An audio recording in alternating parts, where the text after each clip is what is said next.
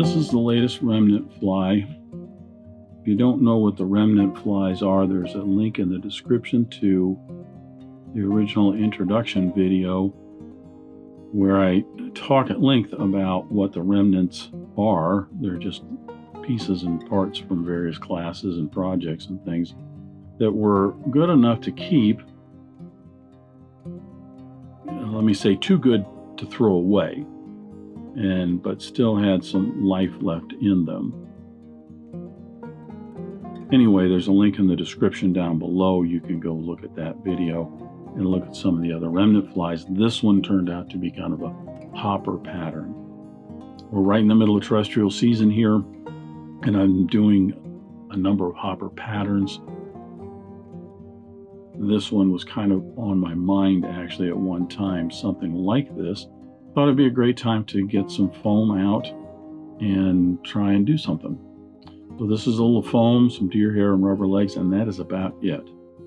But it's a fun pattern. I could see doing some more of this and refining this a little bit and maybe moving forward with it. That is the latest remnant fly. I'll get started tying.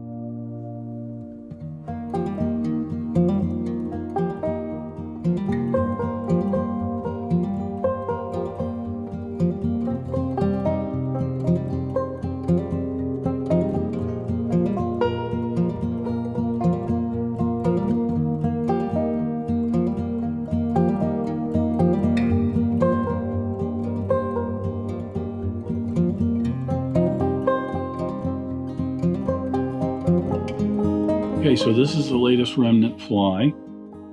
It's going to be kind of a hopperish kind of pattern. And I started out with this, two things. I started out with, this is a Tiemco,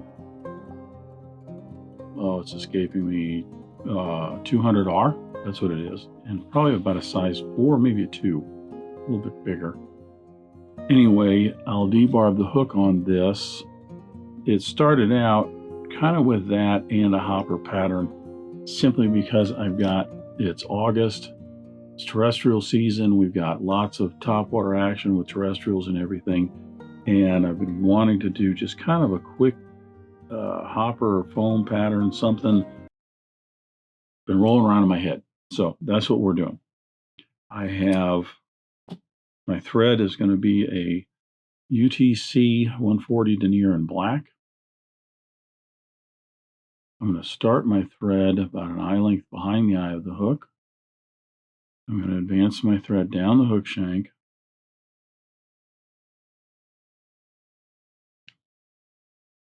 to just about the point of the hook.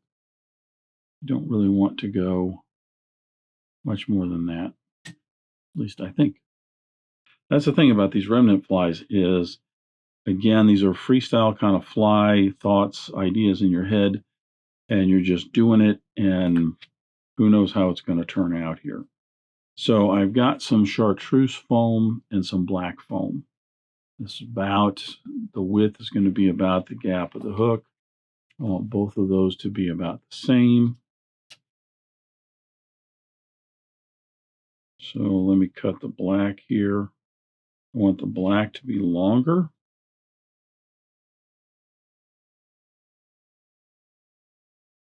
Because the black's going to fold back.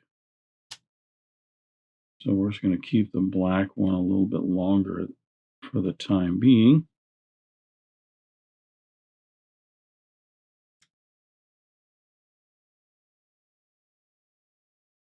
There certainly are more accurate ways of cutting your foam. I am going to cut both of these on the end right here to a little bit of a point, just to give it a little bit more a little more character in terms of, a terrestrial hopper kind of pattern. You could actually, have that a little flatter on the end if you want. It's up to you. I'm going to put both of these up on the hook shank, and I want that to extend off the back, maybe a little bit past the bend of the hook.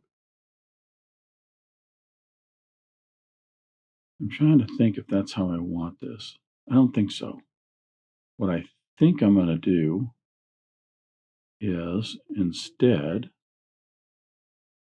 Yeah, I'm going to pierce this. I'm going to tie this on the bottom of the hook shank. I'm going to pierce that. I'm going to take this out of the vise.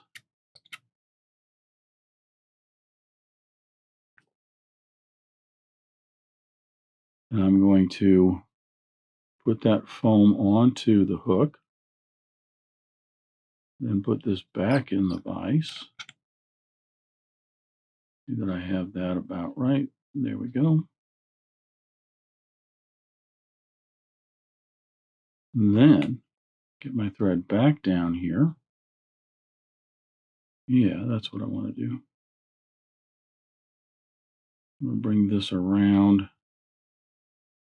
Actually start it over on my side here. I'm going to bring this around a couple of times here and start to cinch that in. May have to actually even go with a heavier thread on this because this thin stuff might even cut through it. I'm going to get that on, and then I'm going to put this right on top. And then a couple of wraps to get that together. And then I'm going to split these apart and advance my thread forward. I'm just going to get a number of bigger segments here. One of the things I want to do, put a little bit of head cement on this, not head cement, Zap-A-Gap or super glue on this just to help hold that together as we advance and hold it in place.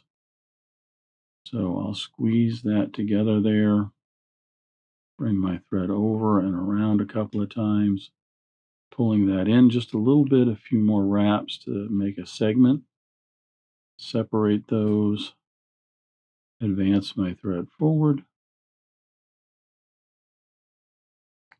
rinse and repeat.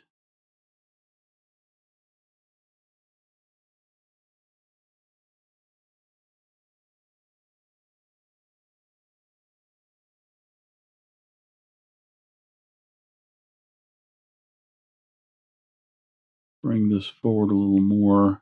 I'm going to put just a touch more head cement right in here.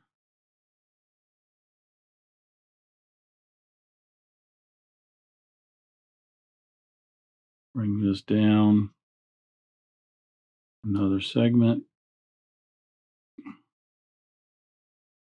and then one more time, right up behind the eye of the hook. I probably should have spaced those out a little bit more. And we'll try it. Problem with having that head cement on there, you can't go back over it. I mean, that Zap-A-Gap. Now, with that done, I'm going to bring that back down.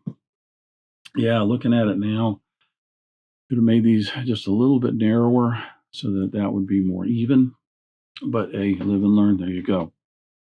Now, the idea is that this will get cut away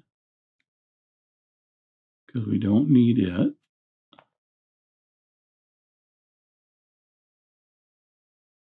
I'm going to put a hair wing on here.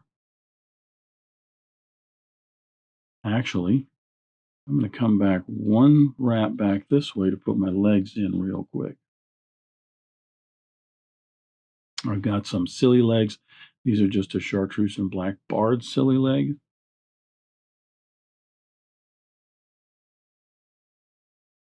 I'm going to get two of these.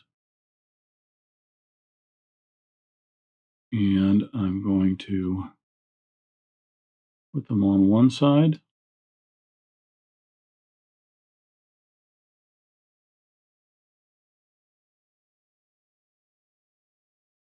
Bring them on around. Put them on the other side. I'm going to trim those a little shorter in the front than in the back. And yeah, I'm going to have to trim those now. So for right now, I'm just going to trim those like that so they're out of the way. I'll finalize the trimming a little bit. Yeah. Yes. So now I'm going to come back across to the front part here, and I'm putting in some deer hair. I'm going to use the deer hair as a wing here, and then the idea is after that's tied in, I'm going to bring my thread back here. I'm going to fold this over as kind of the head and everything, and then trim that foam off.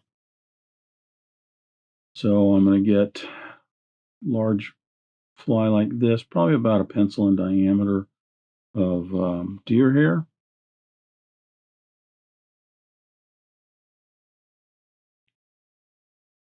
Get my comb out. Excuse my reach if I'm blocking the camera.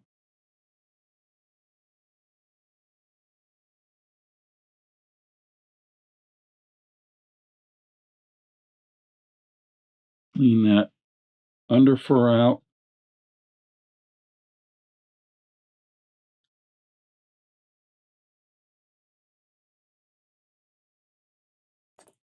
Get my hair stacker out.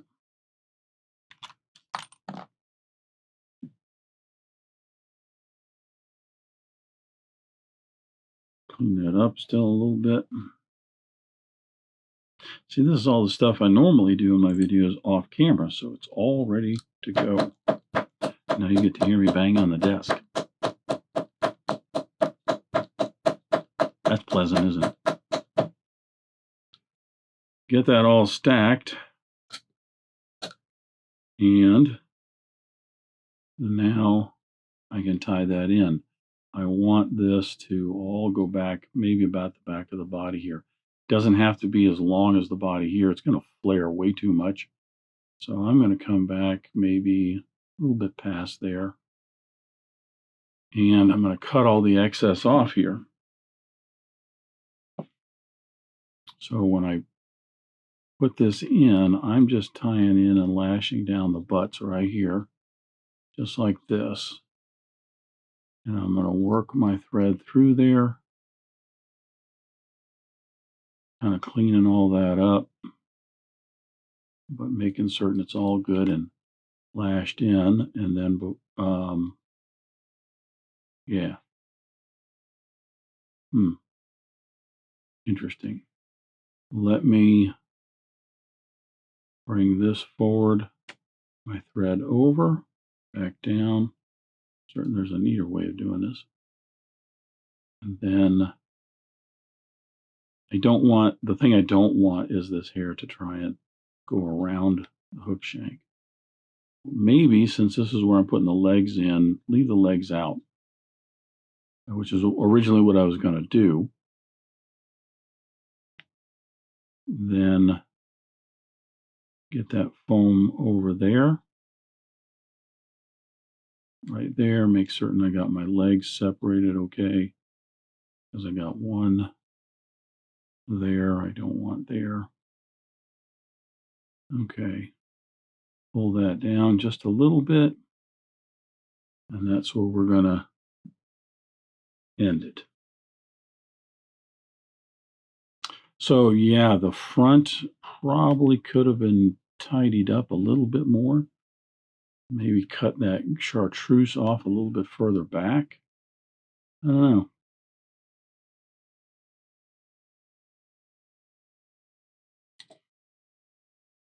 Yeah, probably needed to, or not put that last one in right up behind here. I don't know. It'll be interesting. I'll at some point. Oh, great. So I got my silly leg trapped in there, which I was afraid of. Okay. Let me do this. Let me reattach my thread. Yeah, see, that's why I should have stuck with my original instinct, which was to tie those legs in after I got the wing and everything done. Bring this silly leg over, right like that, and then wrap it down, some subsequent wraps on it. So now it is back in place. There we go. Yeah, that probably would have been easier. I did it that way. Make certain I don't get anything trapped in there. Return whip finish. There we go. Too many thread wraps. I'm squishing that wing down a little bit, that deer hair. It's kind of getting flat. All right, so I'm just going to trim this at a little bit of a point.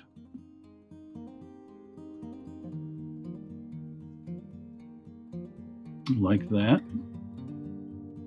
Bring that hair back in. I wonder. Well, maybe so. Maybe even wrapping in there and flaring the hair back there. I'm going to put just a touch of head cement on this foam in the back. Right there. And hold that together so that that is together and not separate. Just give that a second.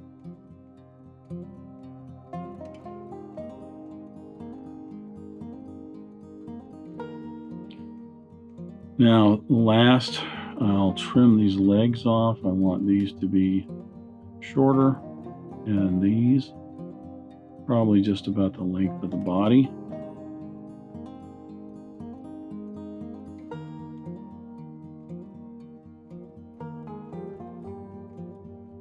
Like that.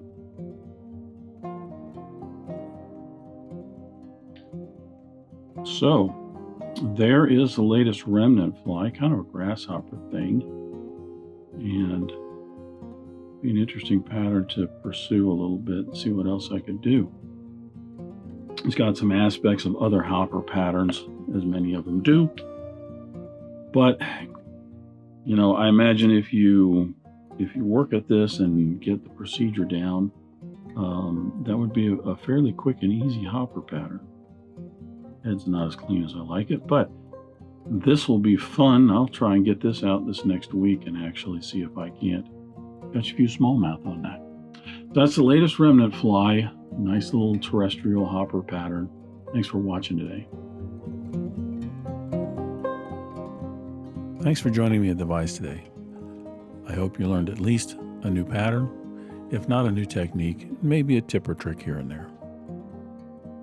If you have any questions about this fly or any of the techniques used in constructing this pattern, please leave them in the comments section down below. If you go to the trouble to ask a question, I'll go to the trouble to answer it. If you'd like to help dressed irons, please share this video with your friends and anybody you think that might enjoy this pattern. Until next time, remember, it's fly tying. If you're not having fun, then you're doing it wrong.